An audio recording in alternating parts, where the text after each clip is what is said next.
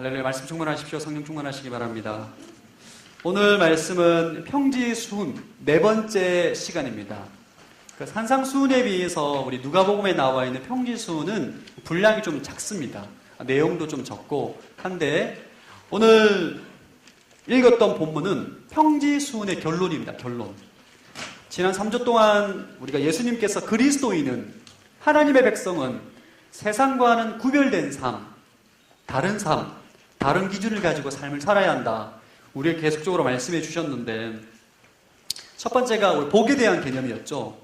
이 그리스도인은 세상에서 말하는 복의 개념, 잘 먹고 잘 살고 부귀영화를 누리는 그 복의 개념이 아니라 심령이 가난한 자, 애통한 자, 의에 줄이고 목이 마른 자, 예수 그리스도를 위해서 핍박을 받고 박해를 받는 자가 진정 복된 인생이다.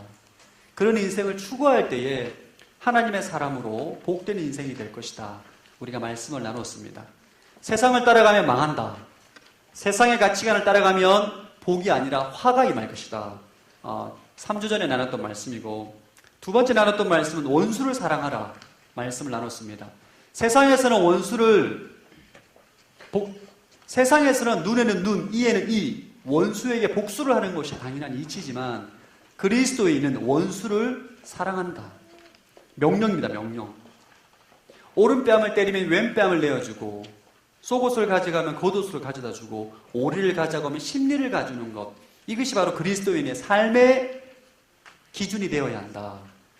부담스럽긴 하지만 우리에게 말씀하고 명령하셨습니다. 세 번째는 남을 판단하지 마라. 사람들을 볼 때 비판의식을 가지고 분별력을 가지되 마치 하나님이 되어서 그 사람을 판단하고 정죄하는 것은 우리에게 권한이 없다. 그런 자격이 없다. 오직 심판과 판단은 하나님만 하신다. 우리가 말씀을 나누었습니다. 오늘 읽었던 말씀의 평지수훈은 그 결론 부분에 해당됩니다. 3주에 걸쳐서 우리가 평지수훈의 말씀, 그리스도인으로서 이 땅 가운데 살아가는 수많은 기준이 있는데 다른 삶, 다른 기준을 살아가고 있는데 마지막 결론이 오늘 해당되는 본문이에요. 이 평지수훈 말씀은 사실 우리가 소화하기가 힘듭니다. 사실 이 복에 대한 개념, 삶의 목표가 다른 거죠. 원수를 사랑하라, 다른 사람들을 판단하지 마라, 이런 것들은 사실 소화하기가 힘든 말씀이에요. 들으면 실생활에 적용하기가 쉽지 않은 내용들입니다. 어떤 분들은 이 평지수훈 말씀을 듣고 이것을 우리 삶에 적용하기 너무 힘들다. 이거는 현실적으로 좀 무리가 있다. 이 치열한 현대사회에 원수와 경쟁을 해서 내가 밀어내도 시원찮을 판에 어떻게 그를 내가 사랑하고 섬기고 기도할 수 있는가? 이것은 현실에 맞지 않다라고 생각하는 사람들이 종종 있습니다. 저도 그래요. 이게 좀 과하지 않나? 이렇게 생각하는 우리들에게 주님께서 마지막으로 우리에게 다시 한번 평지수훈의 결론을 지금 말하고 있는 거예요. 어떤 특별한 기준을 제시하기보다는 우리에게 권면하고 경계하고 주의에 대한 말씀, 주의를 주시는 말씀입니다. 비유를 들면 이런 거죠. 건강을 위해서 좋은 음식만 소개하는 것이 아니고 먹지 말아야 될 음식도 우리에게 소개합니다. 여러분들이 어떤 좋은 음식 프로그램을 보면, TV를 보면 건강을 유지하기 위해서는 좋은 음식, 먹어야 되는 건강식을 소개할 뿐만 아니라 먹지 말아야 될 음식도 소개하는 것처럼 오늘 본문에는 우리에게 하라 명령하시고 주의하고 조심해야 될 부분들을 우리에게 말씀해 주고 있습니다. 오늘 특별히 우리에게 두 가지 경계에 대해서 말하고 있습니다. 주의할 점. 첫 번째, 저를 한번 따라해 주시기 바랍니다. 가짜를 조심하라. 특별히 첫 번째, 가짜를 조심하라. 우리에게 말씀하고 있는데 43절 말씀 한번 읽어보겠습니다. 43절 읽어보겠습니다. 43절 자막이 안 나오나요? 나오네요. 읽어보겠습니다. 시작.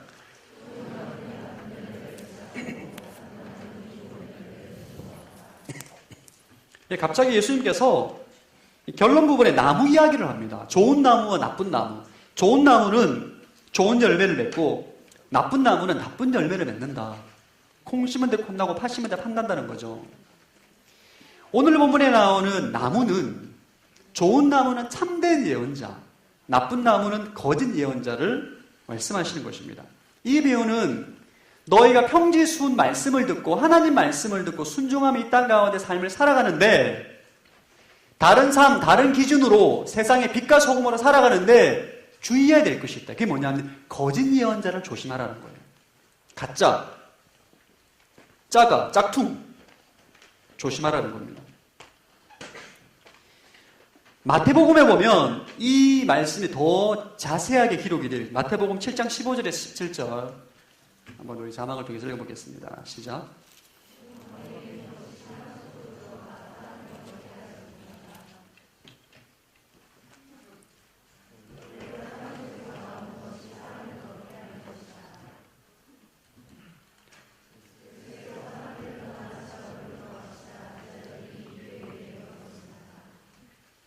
할렐루야. 자막이 좀 틀린 것 같아요. 제가 오늘 30분짜리 자막을 드렸는데 제가 좀 읽어드리겠습니다. 거짓 예언자를 조심하라. 그들은 양의 탈을 쓰고 다가오지만 속은 사나운 늑대다. 그 열매를 보면 너희가 그들을 알아볼 수 있을 것이다. 가시나무에서 포도를 따고 엉겅퀴에서 무화과를 얻겠느냐. 이처럼 좋은 나무는 좋은 열매를 맺고 나쁜 나무는 나쁜 열매를 맺는다. 이 초대교회 때부터 오늘날까지 이 거짓 예언자, 가짜, 거짓 예언자, 거짓 교사, 이 가짜에 대해서 지속적으로 우리에게 조심하라고 경고하고 있습니다. 그들은 양의 탈을 쓰고 몰래 들어오는 사나운 늑대와 같다. 그들은 하나님 말씀을 빙자해서 하나님 백성들을 파멸의 길로 인도하는 어둠의 세력들이다. 여러분, 거짓 예언자는 한 개인의 신앙뿐만 아니라 이스라엘의 역사를 보면 한 민족의 신앙까지 파괴시키는 굉장히 무서운 존재들입니다. 이 사람들은 자기만 파멸의 길로 가는 것이 아니라 다른 사람의 신앙까지 끌어내리는 사람이에요. 자기 자신이 변화되는 것을 거부하기 때문에 다른 사람이 성령 받고 말씀으로 변화되는 것을 싫어해요. 그리고 은혜를 못 받는 사람은 다른 사람의 은혜를 받을 때 굉장히 배가 아픕니다. 이 심성이 뒤틀려 있는 사람들은. 심지어 이 거짓 예언자는 하나님도 자기 수준으로 끌어내리려고 합니다. 하나님도 자기 수준으로. 처음에는 잘 몰라요. 이 거짓 예언자, 거짓 교사의 말을 계속 듣다 보면 시간이 지나면 지날수록 우리의 믿음이 떨어집니다. 하나님을 사랑하는 마음도 없어지고 헌신하고 싶은 마음도 없어지게 되고 뭔가 우리의 신앙이 이상하게 왜곡되는 것을 깨닫게 돼요. 왜냐하면 그들이 우리의 신앙을 노략질하기 때문입니다. 마치 이런 거죠. 예수님을 너무 사랑해서, 예수를 너무 좋아해서, 자기를 부인하고 자기 십자가를 지고 예수님이 걸어갔던 좁은 길로 걸어가고자 하는데 거짓 예언자가 좁은 문 앞에 지키고 있는 거예요. 좁은 문으로 들어오는 모든 사람들을 유혹해서 사탕 발린 말로 넓은 길로 인도하는 이런 존재가 바로 거짓 예언자입니다. 치명타를 가하는 거죠. 신앙생활하는 우리에게 치명적인 파괴의 길로 인도하는. 근데 몰라요. 사람들은 몰라. 사람들은 그가 순한 양인 줄 압니다. 근데 그 내면에는 사납고 악한 마음을 가지고 교활한 늑대임을 우리가 알게 되는 거죠. 오늘 본문에는 예수님께서 나무와 열매를 말씀하시면서 이 거짓 예언자, 가짜를 구별하는 진리의 기준을 우리에게 말씀해 주시는데 그것이 뭐냐 하면 열매입니다. 열매. 우리 44절 말씀 한번 44절 읽어보겠습니다. 시작. 나무마다 그 열매를 보면 안다. 가시나무에서 무화과를 딸 수 없고 찔레나무에서 포도를 딸 수 없는 법이다. 거짓 예언자를 구별하는 진리의 기준인데 그것이 바로 열매입니다. 열매. 그 인생의 열매를 보면 그가 진짜인지 가짜인지를 분별할 수 있다라고 우리에게 말씀해 주고 있는 거예요. 가짜를 구별할 수 있는 첫 번째 열매는 성품입니다. 성품. 그 사람의 성품. 그 사람이 어떤 성품을 가지고 있느냐가 그가 진짜인지 가짜인지를 구별할 수 있는 거예요. 예수님께서는 우리에게 어떤 열매를 맺기를 원하시는가? 성령의 열매를 맺기를 원하십니다. 성령의 열매. 우리 갈라디아서 5장 22절에 23절 말씀 한번 읽어보도록 하겠습니다. 시작.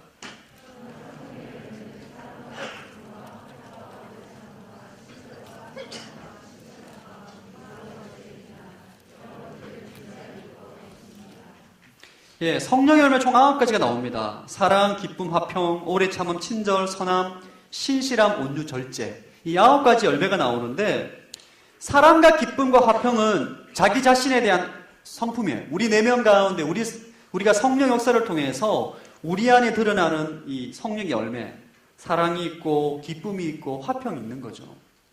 반면에 오래 참음과 자막이 나오네요.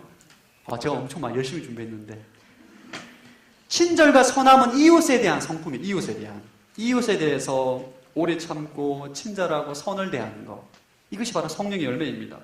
신실함과 온유와 절제는 하나님에 대한 성품인 거예요. 그리스도인은 여러분의 심령에 이 성령의 열매가 맺혀져야 돼요.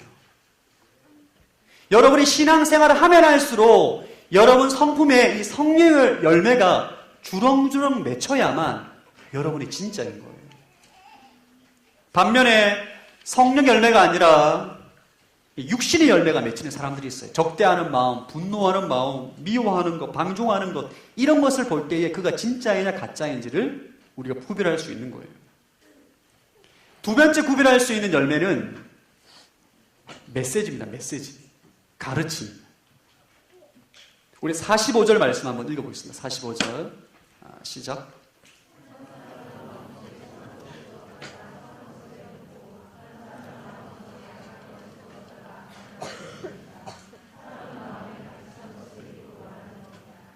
입으로 말하는 법, 줄을 한번 그어주시기 바랍니다. 제가 서두에 줄을 못 긋네요. 43절에 좋은 나무 네모칸, 나쁜 나무 네모칸, 열매의 동물나무야만.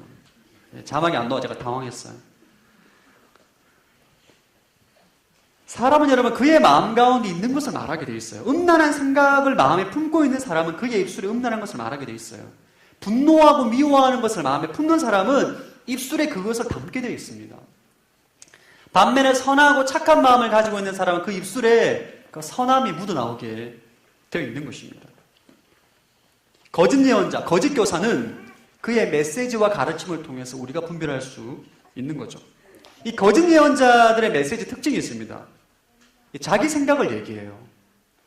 되게 예언자라 함은, 메신저는 하나님의 말씀을 듣고 그 말씀을 있는 그대로 선포하는 것이 예언자죠.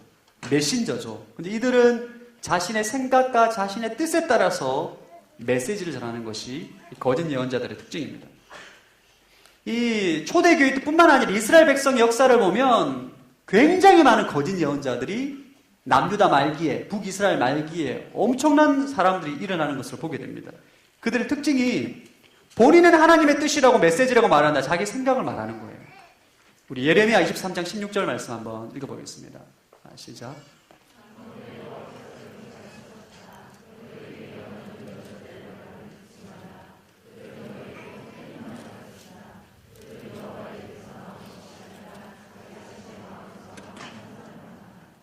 자기 자신에서 나온 말인데 그것을 하나님의 말씀이라고 막 예언하는 거예요. 오늘날 이런 사람들이 있습니다. 여러분들이 예언의 은사를 너무 좋아해서 쫓아다니다 보면 이런 사람에게 걸리는 거예요. 자신의 생각인데 막 교회에서 흔히 하지 않는 예언을 하거든요. 막 이상한 말을 하고 테이프 녹음해서 갖다 주면서 힘들 때마다 들어라. 예언은 분별해야 됩니다. 예언은 반드시 예언의 은사가 있는 사람들이 두세 명이 모여서 분별해야 되는 거예요. 틀릴 수가 있기 때문인 거죠. 예언을 하는 사람도 내가 지금 이 한 예언이 틀릴 수 있다라고 항상 전제하는 것이 건강한 예언의 은사를 가지고 있는 사람들이에요. 이 거짓 예언자의 메시지 특징 두 번째는 거짓 평화를 말합니다. 거짓 평화. 에스겔 13장 10절 한번 읽어보겠습니다. 에스겔 13장 10절 시작.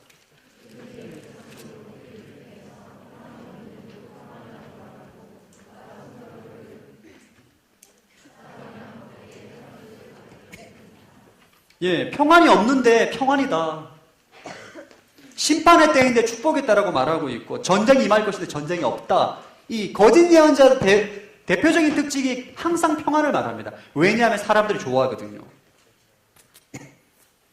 여러분, 저도 가끔씩 기도할 때 성령께서 마음을 주실 때가 있어요. 축복 기도가 나올 때가 있고 굉장히 책망하는 기도가 나올 때가 있는데 책망하는 기도를 하고 나면 기도받은 사람이 굉장히 저를 째려봅니다. 왜 거짓 평안을 말하느냐? 거짓 평안을 말해주면 그 사람이 나를 좋아하거든요. 추종하거든요. 영성 있는 목사라 보거든요. 사람들이 여러분 누구나 쓴소리 듣기 싫어해요. 내가 내 자신의 잘못을 알고 있어도 남이 그것을 지적하면 기분 나쁩니다. 저도 그래요. 할렐루야. 저도 제 발음 안 좋다는 거 알고 있습니다. 너무 지적하지 마세요. 웃으라고 한 적인데. 네. 설교를 들을 때, 말씀을 들을 때, 메시지를 들을 때 우리의 귀에 듣기 불편한 메시지가 있어요. 근데 그것도 들어야 되는 거예요. 청년들 가운데 이런 청년이 있어요. 목사님 요즘 설교 너무 듣기가 불편하다. 힘들고 세상 가운데 힘들고 지쳐있는데 위로의 말씀을 전해달라고. 성경에 위로의 말씀도 있고 책망의 말씀도 있고 심판의 말씀도 있고 영적인 영양식을 고루고루 섭취해야 되는 거예요. 음식도 좋아하는 음식만 먹게 되면 영양 불균형이 일어나는 것처럼 말씀도 한쪽으로 치우치게 되면 영양의 불균형이 일어나게 되는 겁니다. 저는 개인적으로 시금치를 굉장히 싫어합니다.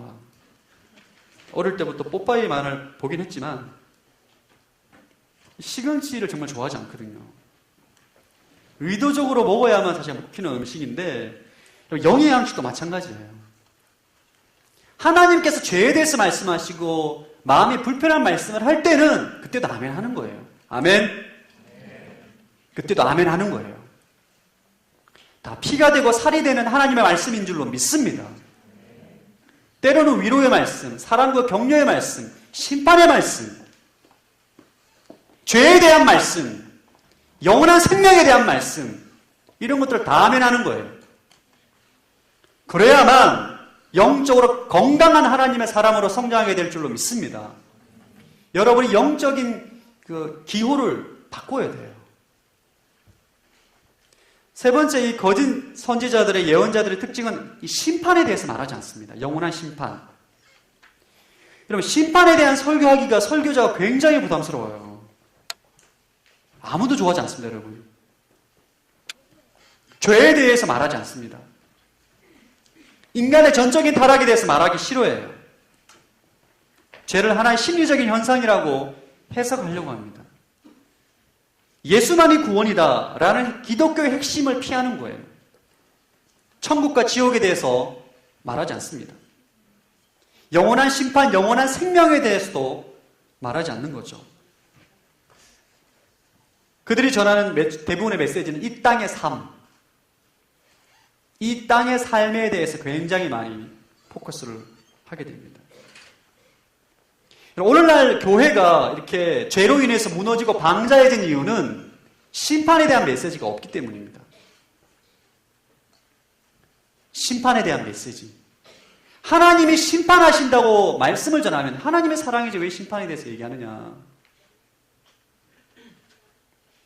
구약 창세기부터 계시록까지 보십시오. 심판이 더 많이 나와요. 하나님에 대해서 심판이 더 많이 나와요.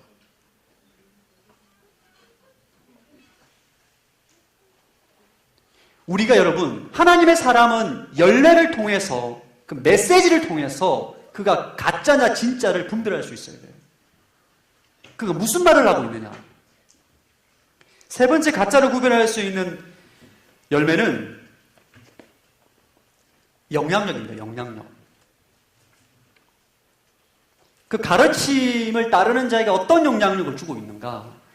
메시지도 듣다 보면 잘 몰라요. 근데 시간이 지나면 지날수록 그 거짓 교사로 인해서 공동체 안에 사랑이 없어지고 다툼과 분열이 일어나게 되고 이런 영향력을 통해서 그가 진짜인지 거짓인지를 분별하게 되는 것입니다.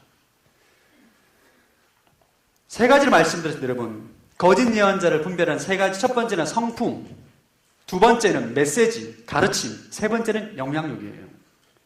전 여러분이 먼저 여러분 자신을 점검해 보길 바랍니다. 나는 진짜이냐 가짜이냐. 먼저 여러분의 들보를 보는 거예요.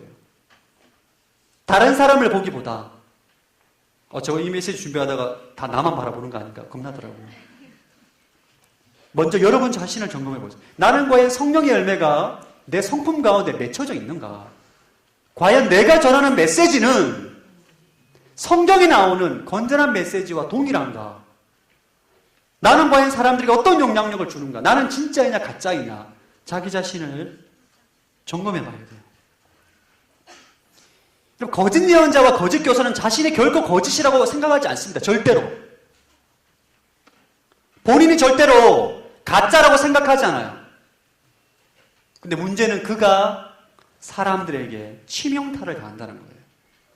이게 문제입니다. 본인은 몰라요. 가짜인지. 본인은 진짜라고 확신하고 있죠. 본인은 참된 선지자, 참된 교사, 참된 영적 리더라고 착각을 하고 있는데 실제는 아니라는 거예요. 오늘날 한국 교회 안에 이단 사이비들이 이렇게 활개친 적이 없습니다. 제가 자료를 보니까 신천지가 지금 14만 명이 넘었다고 하더라고요. 기존 교회에 있는 성도 14만 명이 신천지로 갔다는 거예요. 왜냐하면 그들은 세상에서 복음을 전하지 않기 때문인 거죠. 교회에 있는 성도들을 미혹해서 데리고 가거든요. 신천지뿐입니까? 하나님의 교회, 얼마나 많은 이단들이, 하나님의 교회가 사실 교세가 더 큽니다. 수십만 명 돼요. 안산홍 증인회. 예, 교회가 진리 가운데 견고하게 서지 못하니까 수많은 이단 사이들이 성도들을 여러 유혹합니다. 미혹해서 다 데리고 가는 거예요. 여러분 그거 아세요? 신천지에서 가장 큰 어장으로 생각하는 교회가 온누리 교회입니다. 온누리 교회 안에 신천지가 들어오고 있어요, 여러분. 심각한 상황입니다.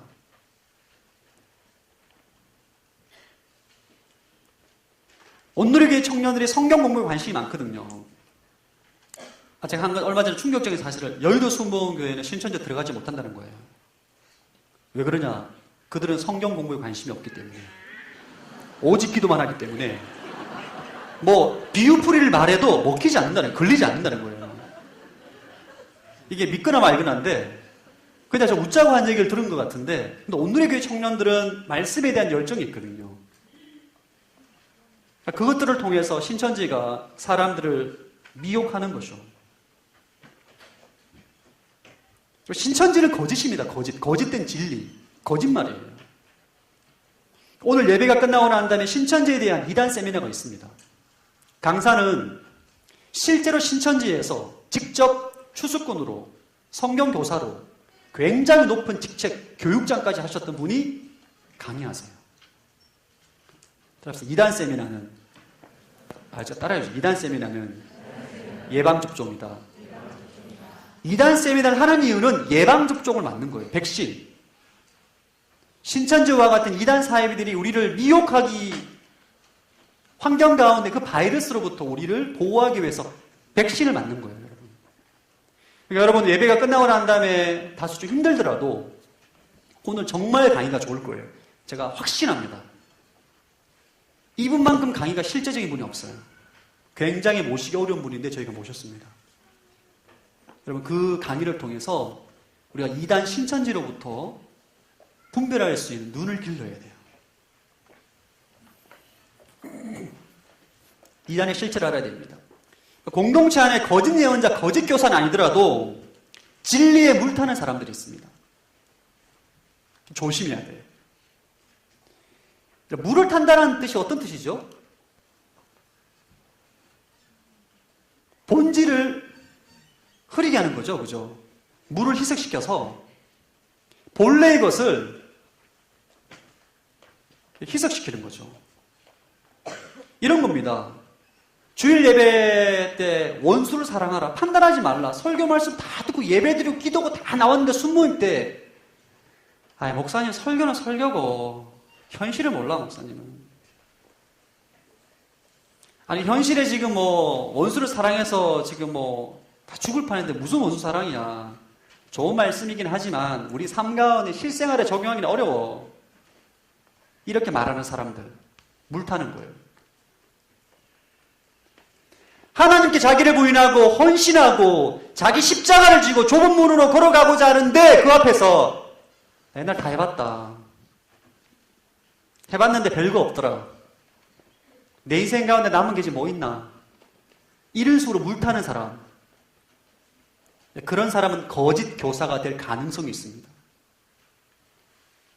그런 사람들을 멀리해야 돼요, 여러분.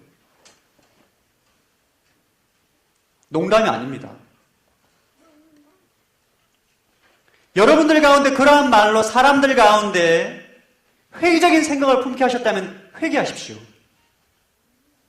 진리에 물타는 것은 굉장히 위험한 거예요. 여러분, 진리는 진리인 거예요. 상황과 환경에 따라 진리를 수긍하고 받아들이는 게 아니라 진리는 진리인 것입니다. 진리는 진리 그대로 받아들이는 것이 우리가 마땅히 해야 되는 거예요.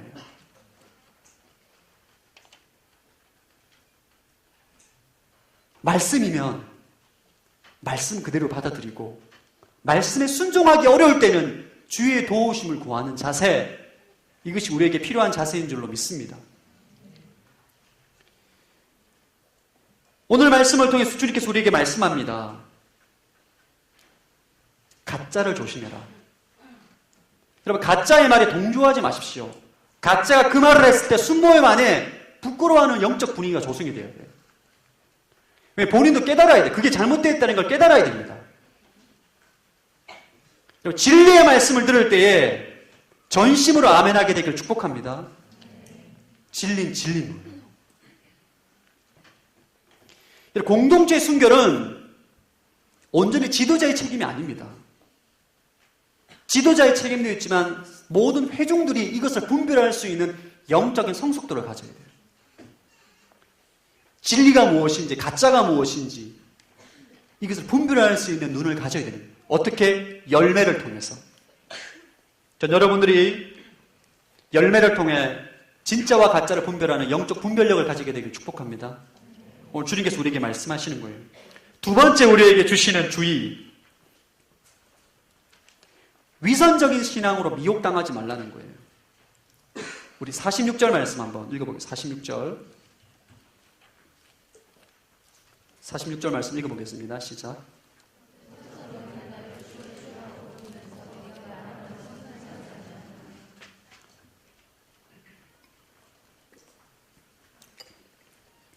첫 번째, 가짜를 조심하라. 두 번째는 위선적인 신앙에 대해서 말합니다. 46절에 보면 나더러 주여 주여 라고 말을 하는데, 부르짖는데 내가 말하는 것을 행하지 않는다. 주님 말씀에 순종하지 않는다는 거죠. 이것은 신앙과 행위의 분리에 대해서 말씀하는 겁니다. 실천하지 않는 신앙, 순종하지 않는 신앙. 그리고 주여라는 단어는 왕에게 종이 말하는 단어입니다. 종이 왕 앞에 주여, 나의 주님, 나의 왕이시여, 나는 당신의 종입니다. 말씀만 하시면 내가 무엇이든지 하겠습니다. 종은 주인의 발을 물로 씻고 온갖 허드렛 일을 하는 사람이에요. 종은 주인의 말에 불순종이라는 것을 상상할 수 없는 거죠. 근데 예수님께서 뭐라 말씀하셨냐? 너희는 나더러 주여 주여라고 말을 하면서 내 말에 순종하지 않는다. 이것은 바로 위선적인 신앙입니다. 겉과 속이 다른 거죠. 말과 행동이 다른 거예요. 마치 바리새인과 서기관들 같은 그 신앙입니다. 마태복음에는 조금 충격적인 것을 우리에게 묘사하고 있는데 7장 22절에서 23절 한번 읽어보겠습니다. 시작.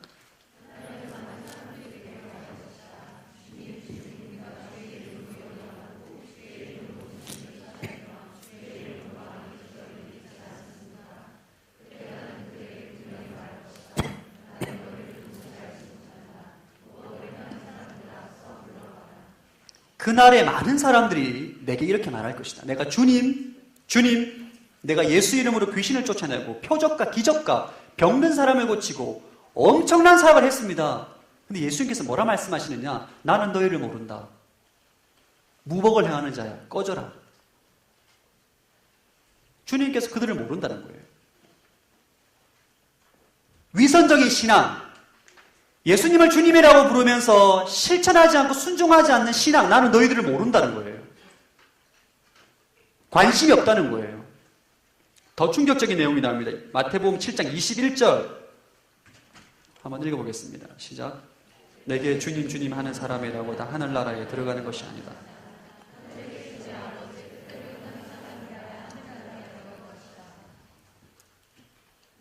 나를 주님 주님이라고 하는 사람들이 다 천국에 들어가는 것이 아니다.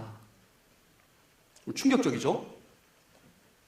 예수님을 나의 주님이라고 고백하는데 그들이 다 천국에 못 들어간다는 거예요. 아버지 뜻대로 행하는 자라야만 천국에 들어갈 수 있다. 하나님의 나라에 들어갈 수 있다.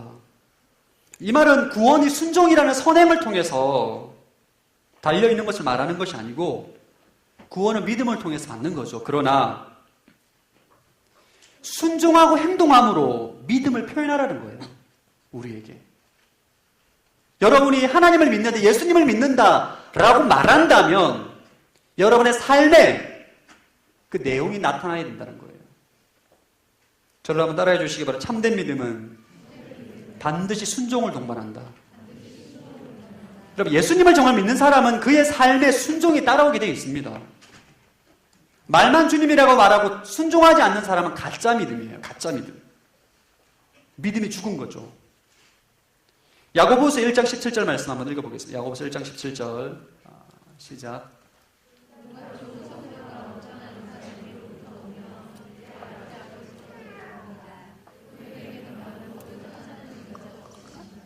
행함이 없는 믿음은 자막이 좀 잘못됐는데 오늘 야고보서 자 읽어드리겠습니다. 여러분은 말씀을